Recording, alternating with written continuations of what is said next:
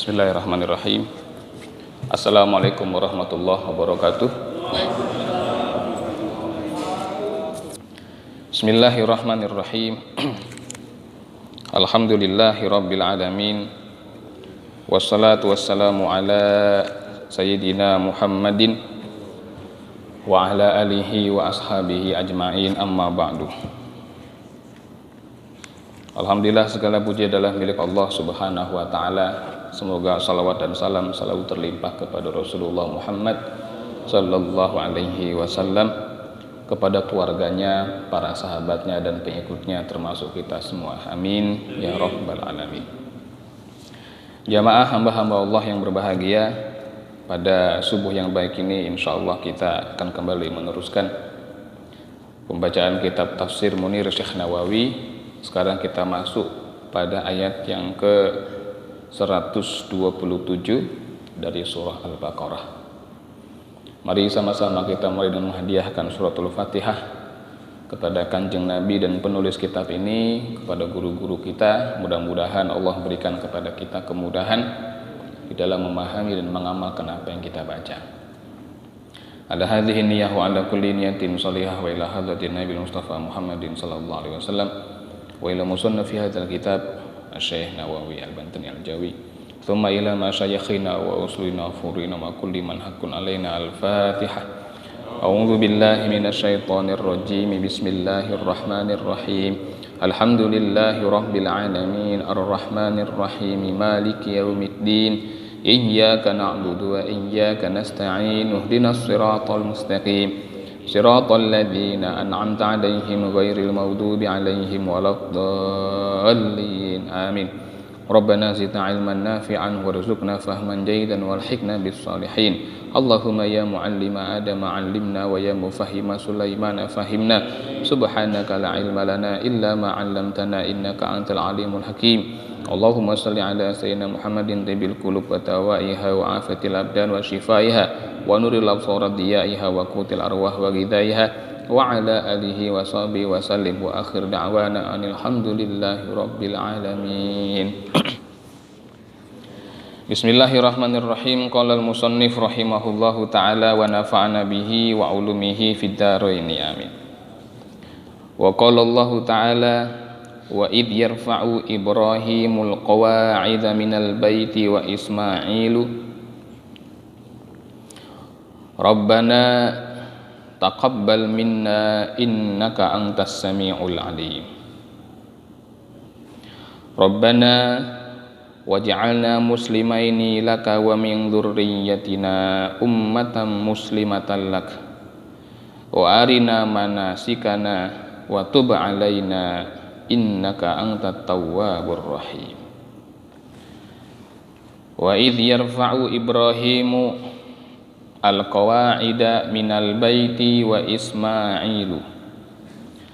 Dan ingatlah wahai Nabi ketika Ibrahim mengangkat atau meninggikan al-qawa'ida, fondasi-fondasi, minal bait, daripada Baitullah, wa Ismailu, beserta Ismail putranya.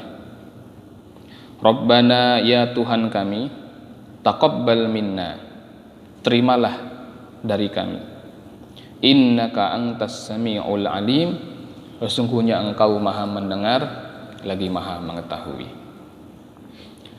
Rabbana, ya Tuhan kami, waj'alna, maka jadikanlah kami, muslimaini laka, dua orang muslim kepadamu, wa min dzurriyyatina ummatan muslimatan laka, dan begitu pula dari keturunan kami, jadikanlah mereka sebagai suatu umat yang muslim. Wa arina manasikana, dan tampakkanlah kepada kami manasik kami. Wa tub alaina, dan terimalah taubat kami. Innaka antat tawwabur rahim, sesungguhnya engkau ya Allah maha penerima taubat lagi maha penyayang. Shadaqallahul ladzim wa sadaqa rasuluhun nabiyul habibul karim wa nahnu ala dzalika minasyahidin.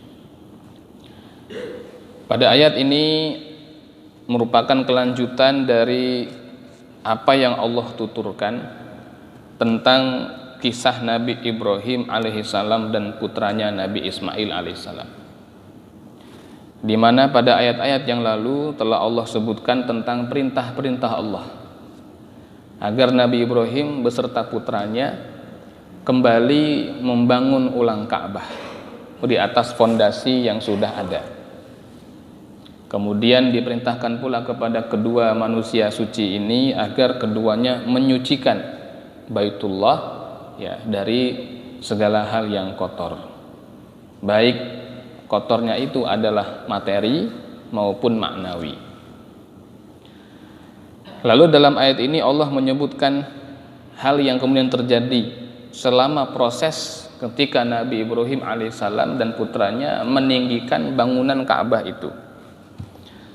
Allah berfirman, wa id yarfa'u Ibrahim, dan ingatlah, id maknanya uzkur, dan ingatlah wahai Nabi Muhammad ketika Ibrahim beserta putranya meninggikan fondasi Ka'bah. Di sini redaksi yang Allah gunakan ya di dalam bahasa Arabnya menggunakan kata yarfa'u. Yarfa'u itu bentuknya adalah fi'il mudhari.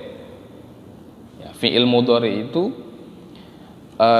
al-fi'lul ladzi yadullu ala husuli amalin fi zamanil hadiri awil mustaqbal.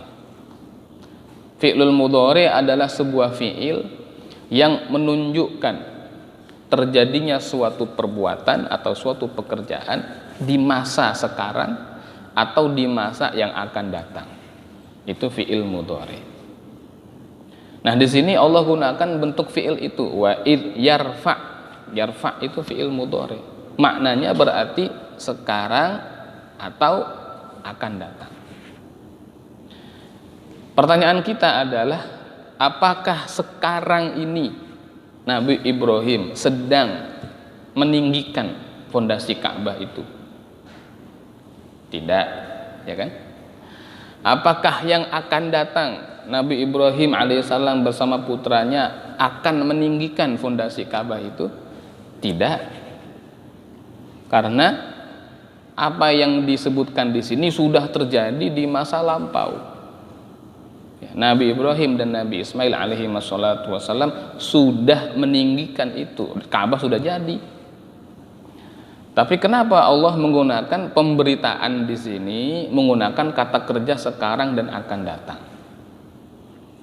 Nah, itu kata para ulama, maksudnya adalah supaya ketika orang Islam itu membaca Al-Quran, maka dia mampu membayangkan, ya mampu membayangkan, ya tasawwarun, mampu terbayang di benaknya bahwa pada saat itu Nabi Ibrahim sedang membangun, meninggikan fondasi Ka'bah itu bersama putranya.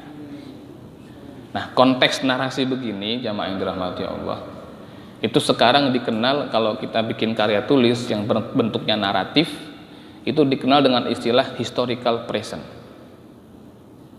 Sesuatu yang sudah terjadi di masa lalu tetapi dinarasikan dalam bentuk kata kerja sekarang.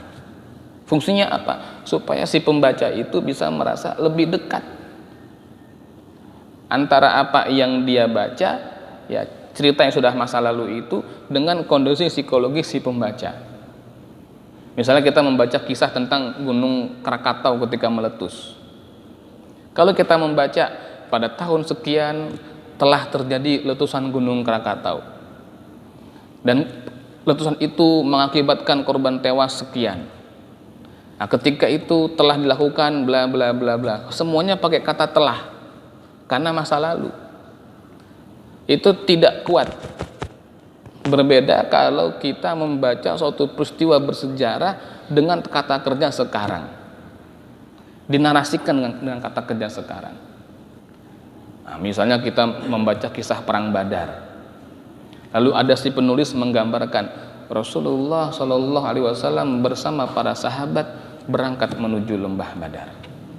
Mereka kemudian mendirikan kemah-kemahnya. Lalu setelah terkumpul pasukan kafir Quraisy, diadakanlah perang tanding. Dalam perang yang tengah berlangsung itu, kita terbawa dalam cerita, seolah-olah kita hadir di situ. Nah, itulah yang dikehendaki oleh Allah ketika seorang muslim membaca Al-Quran. Jadi membaca Al-Quran itu jangan sampai menjadi pembacaan tanpa makna, karena kita tidak mampu menghadirkan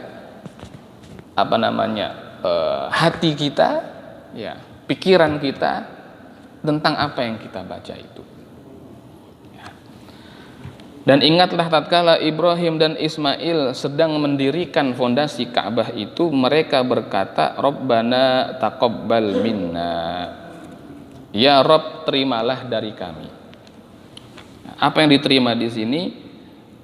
Kata para ulama, memang dianjurkan bagi setiap orang yang beramal, baik ketika dia tengah beramal atau setelah dia beramal, untuk mendoa Rabbana taqabbal minna innaka antas samiul alim.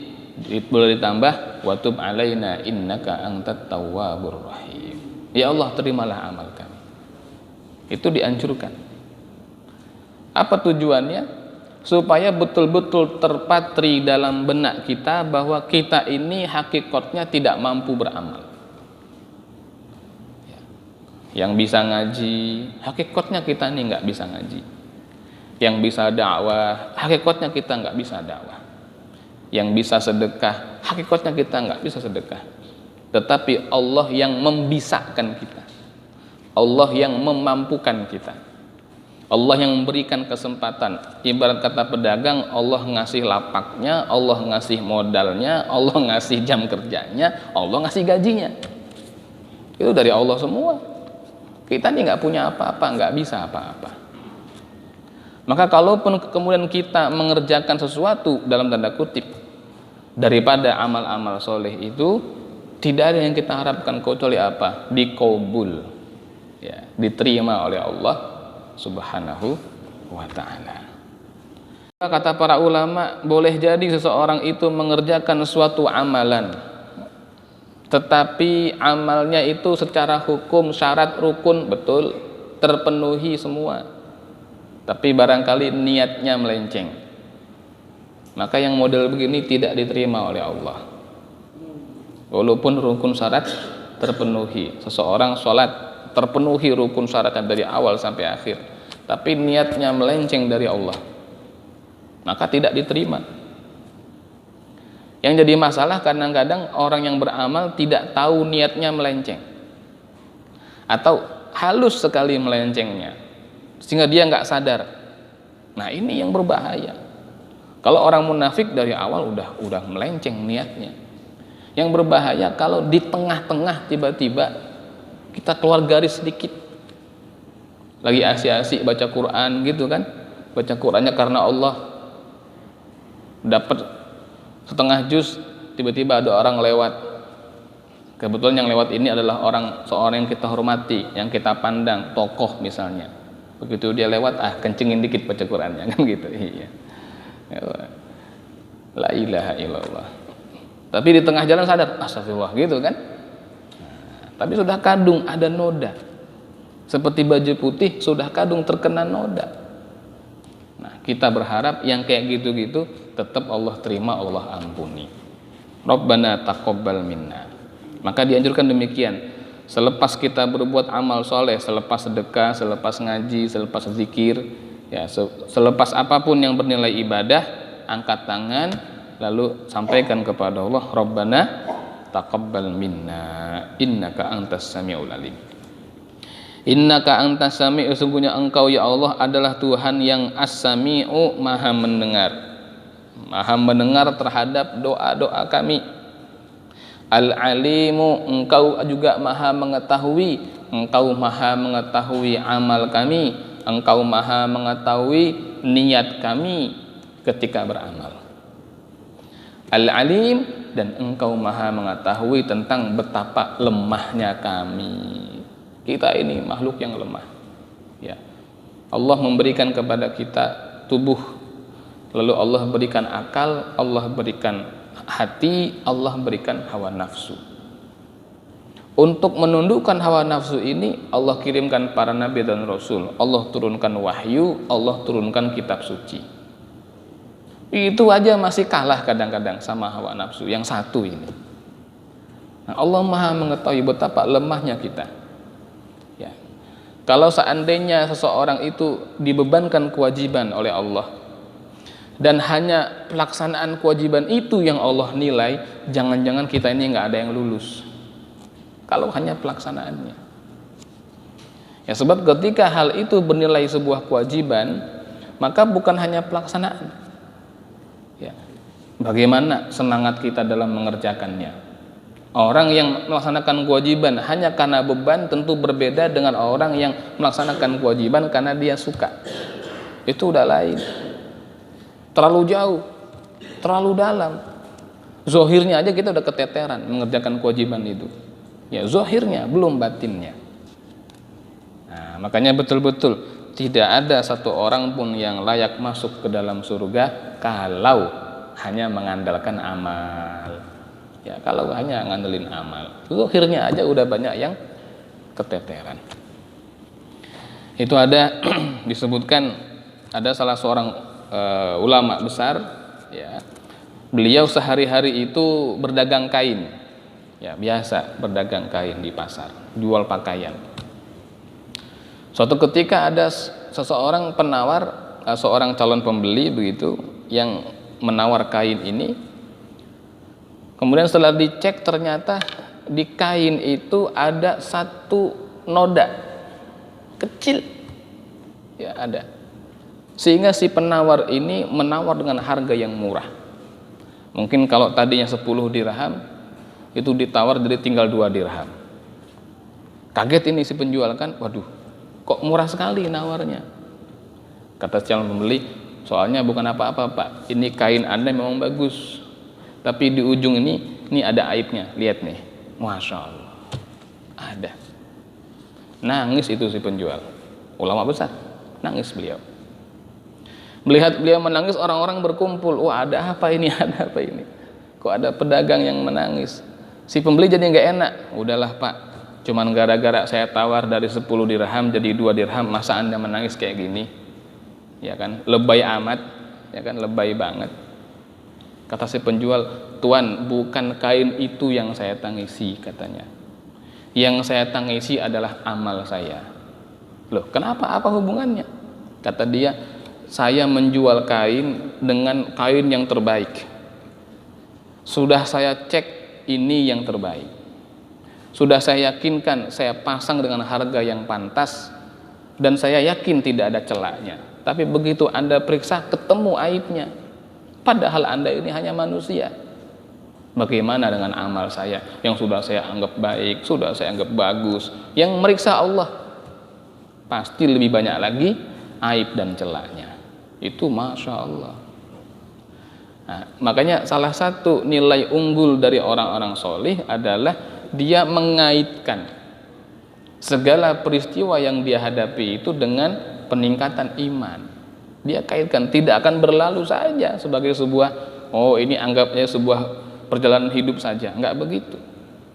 Sekecil apapun suatu peristiwa, dia jadikan itu sebagai pelajaran. Itu orang-orang soleh. Nah, itu harus dilatih memang. Ya, salah satunya adalah dengan terbiasa ketika membaca Al-Quran, kita membayangkan apa yang kita baca itu. Ya, jadi bukan tentang Nabi Hud, tentang Nabi Saleh, tentang kita membayangkan apa yang terjadi pada masa itu. Nah, tapi kan saya nggak ngerti bahasa Arab, Ustaz. Bagaimana saya membayangkan? Baca Quran dengan terjemahnya, kan ada terjemahnya. Setelah kita baca ayatnya, baca terjemahnya. Oh, ternyata begini. Lalu kita letakkan, kita merenung sebentar. Apa yang terjadi pada masa itu? Nah, bukankah sejarah selalu berputar? Sejarah selalu terulang. Barang siapa yang mengambil sebab yang sama akan mendapat akibat yang sama, kan begitu. Sunnatullah seperti itu. Nah, Allah tahu itu. Maka kita minta kepada Allah, semoga Allah Ta'ala berikan kepada kita ini taufiknya, Allah berikan hidayahnya, untuk dapat betul-betul memahami dan meresapi apa yang telah Allah tuturkan dalam Al-Quran. Amin ya Rabbal Alamin. Ini ayat yang ke-127. Taib. Saya kira itu ya. Semoga ada manfaatnya. Kafaratul majlis.